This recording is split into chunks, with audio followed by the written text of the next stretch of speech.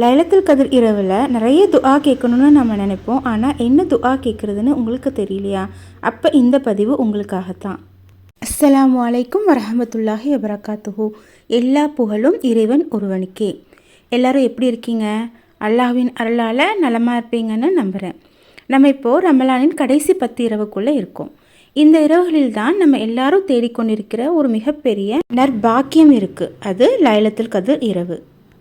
இந்த ஒரு இரவு 1000 மாதங்களை காட்டிலும் சிறந்ததுன்னு அல்லாஹு தாலா சொல்கிறான். அந்த இரவில் நம்ம ஒரு நல்ல அமல் செய்தாலும் ஒரு துஆ கேட்டாலும் அது 1000 மாதங்கள் செய்த நன்மை மாதிரி எழுதப்படும். அதனால தான் இந்த இரவுகளை நம்ம வீணாக்காமல் அதிகமாக துஆ செய்யணும், திக்ருகள் ஓதணும், இஸ்திக்ஃபார் எல்லாம் செய்து அல்லாஹ்விடம் கேட்கணும். மனிதன் அல்லாஹ்விடம் துஆ கேட்கும்போது அதை அல்லாஹ் மிகவும் விரும்புகிறான் என்று நபி முகமது ஸல்லல்லாஹு அலைஹி வஸல்லம் அவர்கள் சொல்லியிருக்காங்க. அதனால் இந்த இரவுகளில் நம்ம அதிகமாக துஆ செய்யணும்னு நினைப்போம், அல்லாஹ்விடம் நிறைய கேட்கணும்னு நினைப்போம். ஆனால் பல நேரங்களில் என்ன ஆகுது தெரியுமா? என்ன துஆ கேட்கணும், எப்படி கேட்கணும் அப்படின்னு யோசிச்சுட்டு இருப்போம். இந்த மாதிரி நேரங்களில் நம்ம ஒரு விஷயத்தை நினைவுக்கு கொண்டு வரணும். நமக்காக அல்லாஹு தஆலா திருக்குர்ஆனில் நிறைய அழகான துஆக்களை கற்றுக் கொடுத்துருக்கான் இல்லையா? இந்த உலகத்தில் நம்மை படைத்து நமக்காக அனைத்தையும் படைத்த அல்லாஹு சுப்ஹானஹு வ தஆலா திருக்குர்ஆனில் நம்ம எப்படி இருக்கணுங்கிறதையும் சொல்லி கொடுத்துருக்கான். நமக்காக பல விஷயங்களை அல்லாஹு தஆலா கற்றுக் கொடுத்துருக்கான். அதில் ஒரு விஷயந்தான் துஆ கேட்குறது. நம்ம இம்மை மறுமைக்கு கேட்க வேண்டிய அனைத்து விஷயங்களையும் திருக்குர்ஆனில் அல்லாஹு தஆலா கற்றுக் கொடுத்துருக்க துஆக்கள் மூலமாக நிறைவுபடுத்திக்கலாம். ஜன்னத்துல் ஃபிர்தௌஸை அடைவதற்காக கேட்கக்கூடிய துஆக்கள், பாவ மன்னிப்புக்கான துஆக்கள், நரக நெருப்பிலிருந்து பாதுகாக்க பெறும் துஆக்கள், குழந்தை பாக்கியம் பெற, நோய் நொடியிலிருந்து நம்மை பாதுகாக்க, கடன் தொல்லைகள் நீங்க, மனம் அமைதி பெற, இந்த மாதிரி பல துஆக்கள் அல்லாஹு தாலா நம்மளுக்கு சொல்லி கொடுத்துருக்கான். நம்முடைய அனைத்து தேவைகளுக்கும் திருக்குர்ஆனில் அழகான துஆக்கள் இருக்கின்றன. அதனால் நமக்கு என்ன கேட்கணும் என்று தெரியாமல் குழப்பமாக இருந்தாலும் அல்லாஹு தாலா கற்றுக் கொடுத்த துஆக்களை வைத்து கேட்டால் அது போதுமானது. ஏனென்றால் அந்த துஆக்கள் எல்லாமே நபிமார்கள் கேட்ட துஆக்கள், அல்லாஹு தாலா விரும்பும் துஆக்கள். அதனால தான் திருக்குர்ஆனில் அல்லாஹு தாலா நமக்கு கற்றுக் கொடுத்த துஆக்கள்லேருந்து ஒரு 50 துஆக்களை உங்களுடன் பகிரப் போகிறேன் இந்த பதிவில். இன்ஷா அல்லாஹ் இதை முழுக்க கேளுங்க. இந்த துஆக்கள் உங்கள் வாழ்க்கைக்கு மிகவும் பயனுள்ளதாக இருக்கும். நாம் அல்லாஹ்விடம் துஆ கேட்கும்போது ஒரு அழகான முறையை நபி முகமது ஸல்லல்லாஹு அலைஹி வஸல்லம் அவர்கள் கற்றுக் கொடுத்தார்கள். முதலில் அல்லாஹ்வின் பெயரை சொல்லி அல்லாஹ்வை புகழ வேண்டும். அதற்கு பிறகு நபி ஸல்லல்லாஹு அலைஹி வஸல்லம் மீது ஸலவாத் சொல்ல வேண்டும். அதற்கு பிறகுதான் நாம் அல்லாஹ்விடம் நம்முடைய துஆவை கேட்க வேண்டும். இதுதான் துஆவின் ஒழுக்கம். இப்போது அல்லாஹ்விடம் கேட்கக்கூடிய 50 சக்தி வாய்ந்த துஆக்கள். மனதார ஆமீன் சொல்லுங்கள். அல்லாஹுவின் திருநாமத்தால் ஆரம்பம் செய்கிறேன். எல்லா புகழும் உலகங்களின் இறைவனாகிய அல்லாஹுக்கே. அவன் மிகவும் கருணையுள்ளவன், மிக அருளாளன். நம்மை படைத்தவன் அல்லாஹ், நம்மை பாதுகாக்கிறவன் அல்லாஹ், நாம் தவறு செய்தாலும் மன்னிக்கிறவன் கூட அல்லாஹ்தான். யா அல்லாஹ், நம்ம நபி முஹம்மது அவர்கள் மீதும் அவர்களின் குடும்பத்தினார் மீதும் உன்னுடைய அருளையும் சமாதானத்தையும் வழங்குவாயாக.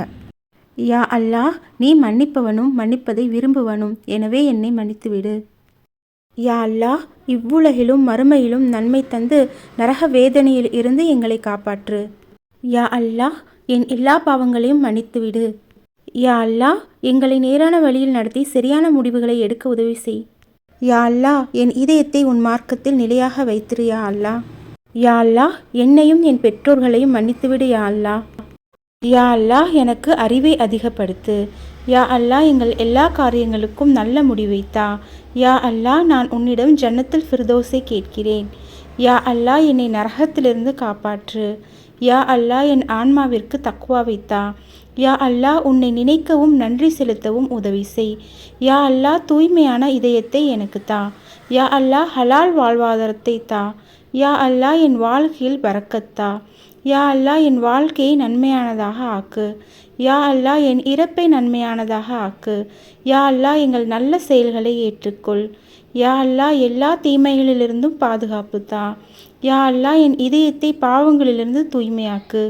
யா அல்லாஹ், என்னை நல்லவர்களின் கூட்டத்தில் சேர்த்துவிடு.